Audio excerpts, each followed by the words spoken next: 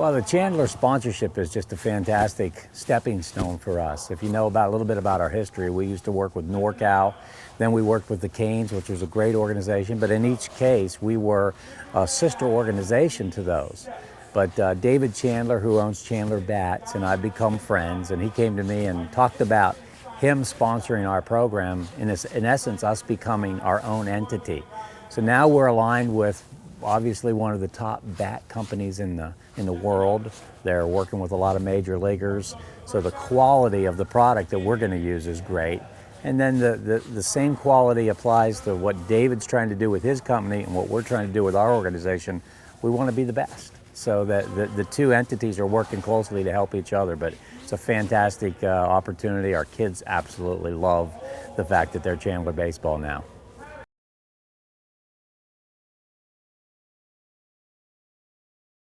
You know, our players do get a lot of opportunities in our organization. You know, there's a lot of programs out there, they're good programs, but they pretty much just go play baseball. We're a lot more than that. For example, we do interpersonal trainings with our kids. We talk about people skills. So we do trainings for them on how to communicate. We teach them a firm handshake. We teach them look people in the eye, use their name. You know, we have a speed clinic going on here today. We got to teach our kids how to run faster. We've got a velocity improvement program that teaches them how to throw faster. We've got specific clinics for these kids so they can work on skills that they may not have honed in on before. We've got sports performance trainers working with our guys. We got to get these kids to be the best athletes they can be. I mean, I could go on and on. We have exposure opportunities for our kids. We play them in front of people where they're going to get opportunities for scholarships. So I would say we're a lot more than just a baseball organization. We're really developing people in many, many ways.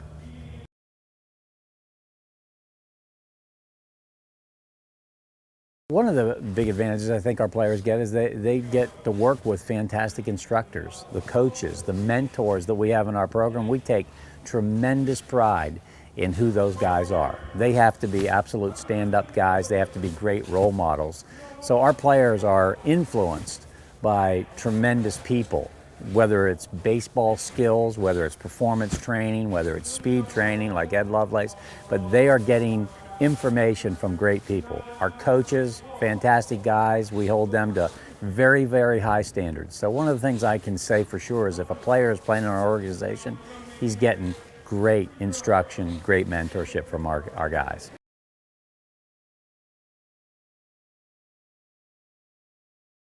You know, I really love the schedules we're putting together. Each summer, each fall, they're getting better and better. We're learning a lot of where we want to play, where we don't want to play.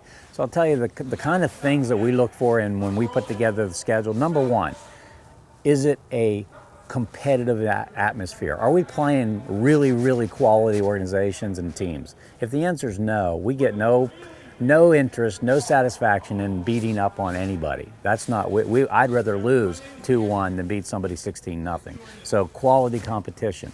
The second thing we look at is venues. We want to play at nice places. This game is a lot more fun to play on nice fields than it is fields that aren't very nice and bad hops and kids getting hurt, so nice venues. For our older kids, a lot of them want to play in the South. Not all of them, but a lot of them do, so we schedule a lot below the Mason-Dixon line. We're playing a lot in Virginia, North Carolina, South Carolina, Georgia, Florida. So geographic, locations is important to us to help our guys get on to college where they want to go.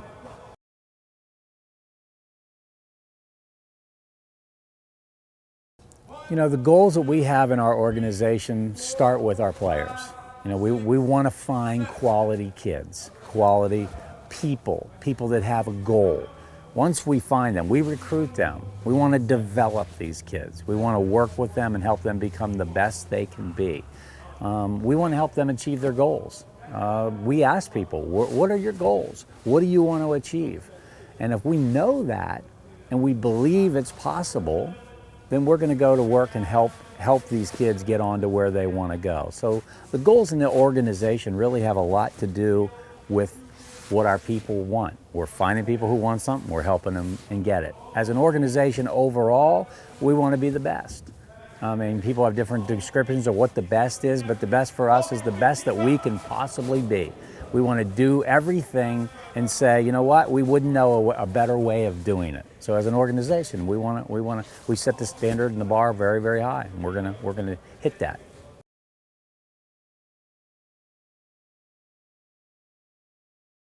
You know, a lot of people ask me, what does playing the game the right way mean? And the reason they're asking is because we talk about it all the time.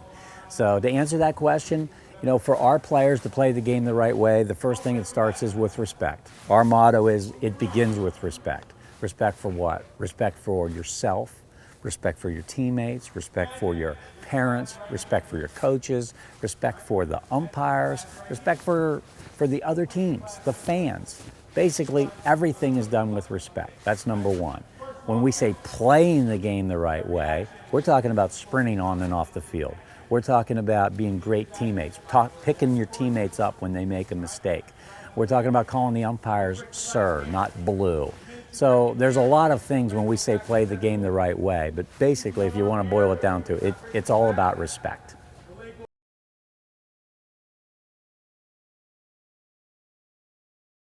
We place academic requirements on our players, and there's a couple reasons for that. Number one, we're trying to teach our players that the standard doesn't change on the field. The standard's the same everywhere. You either have a high standard in the classroom and a high standard on the field, or you have a low standard or an average standard. So our average academic standard is 3.0. If a player in high school has less than 3.0, barring a learning disability, but let's just say it's lazy, we're not going to allow that. And we're not going to allow it, neither are the college coaches. In fact, he's not even a prospect below 3.0 for most colleges. It's hard to get in. So our academic standards are high, and I'm happy to tell you, if you look at our rosters, I think we're about a 3.6 over 200 kids. So we have good athletes, but they're really good students as well.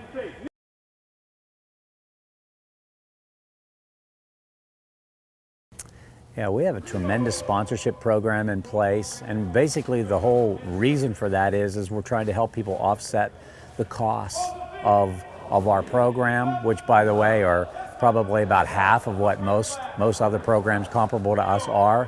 But of course, there's other expenses like travel and uniforms and things like that. So we've created a sponsorship program where we've given people tools to go out and talk to businesses and talk to people about becoming a sponsor of that player. And that money is applied to their fees and their expenses. And in many cases, people are offsetting some, if not all, of their expenses because they're asking for help. And there's nothing wrong with that, because the truth of the matter is we all need help. Sometimes it's coaching help, sometimes it's financial help. But the sponsors that are helping our players are truly, truly changing kids' lives, because I can tell you for sure that some of the kids could never do what we do without the help of their sponsors.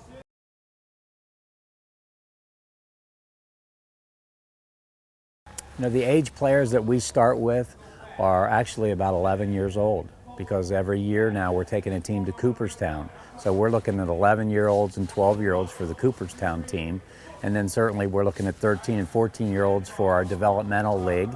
And then beyond that, the high school age players for the college prep league that we do, and also for our national teams.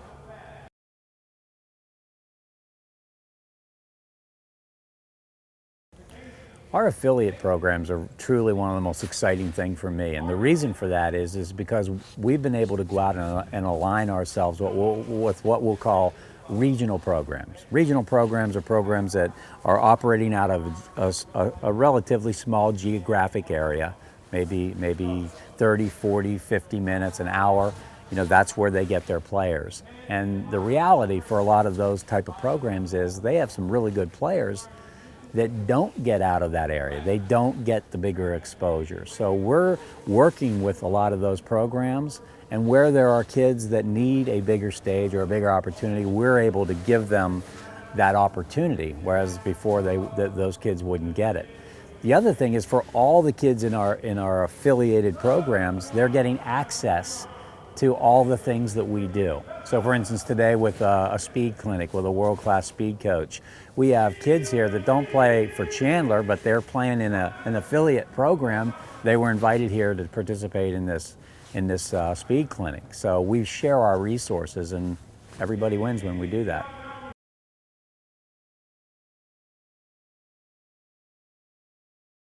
One of the revelations that we've made, and it's not rocket science, is that baseball players more and more need to be great athletes. So we've started working closely with 9 Baseball, who runs an athletic testing combine. And it's a really awesome format they've put together where it actually tests kids on various levels of athleticism. It gives them a score, gives them a ranking. And we want all of our players to know where they stand athletically. Sometimes kids are better than they think they are. Sometimes they're not as good as they think they are. So we're helping them with an honest evaluation of athleticism. And then even more importantly, we're helping them improve their athleticism based on that athletic testing combine.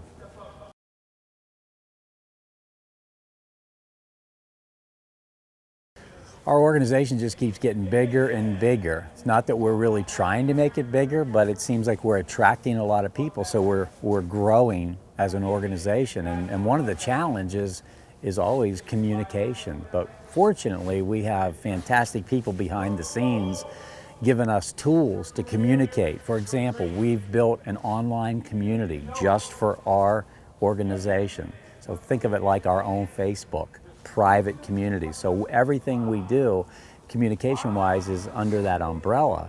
And the benefit of that is that everybody knows what's going on. I talk to a lot of parents and players and other organizations, and the communication is not free-flowing. They're not even able to communicate back and forth. So we've created a tool that allows our people to communicate with each other, with us, and the information flows quite a bit, and people just seem to like that a lot.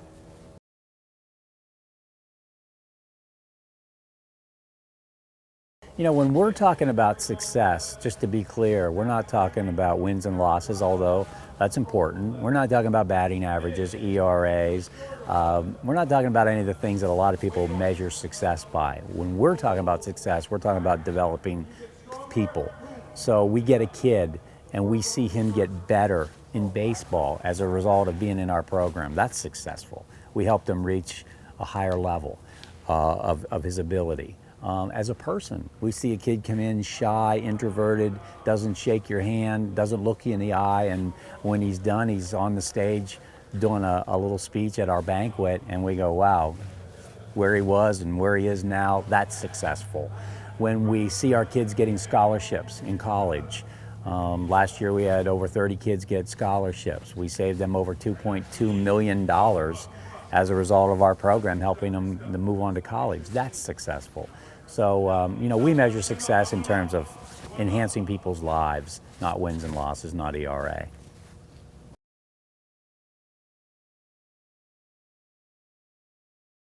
You know, when we start talking about results, of course, you know, people want to talk about wins and losses. And I can tell you, if that's a question you want to know, we win a lot more than we lose. So the results on the field are we're winning a lot.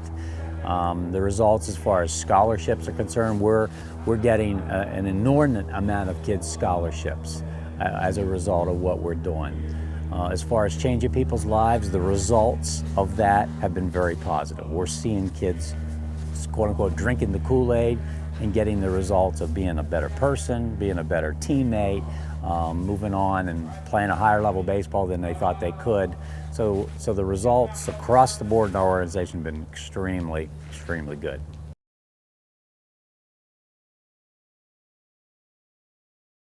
We don't make our players do community service, but we strongly encourage it.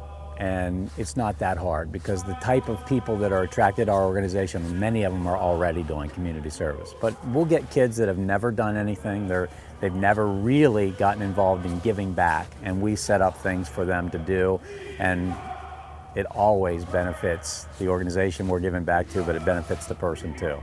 So yes, we do have a lot to do with community service.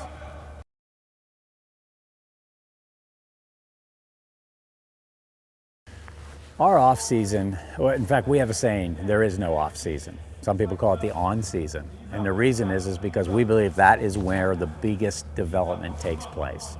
I would say our off season, if you want to call it that, begins in November and ends in June when we start playing competitively in the summer. And during that off season, we're going to get bigger, faster, and stronger. We're going to get more skills because we're going to work closely with our players on skill work. We don't do a lot of team stuff, so we're not getting together as teams practicing bunt defenses. Our off season's all about individual development. So there's infield clinics, pitching clinics, catching clinics, speed clinics, sports performance clinics. Our guys are really, really busy in the off season, getting a lot better.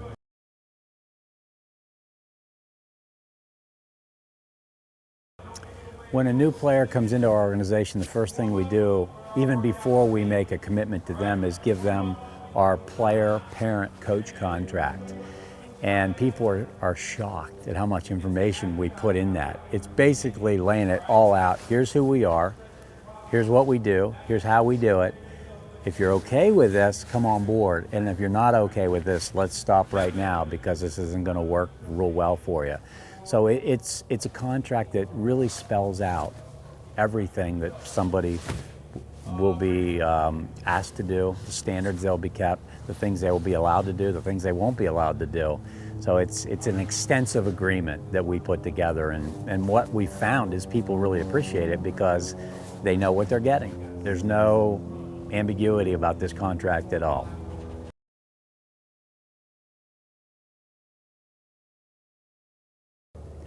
Wow, the question, what makes us different, that's a loaded question, but the reality of it is, I think the first thing, this is based on what I see. This is not saying we're better than everybody else or anybody else for that matter, but based on what I see, the number one thing that I would say somebody would say makes us different is the standard that we set.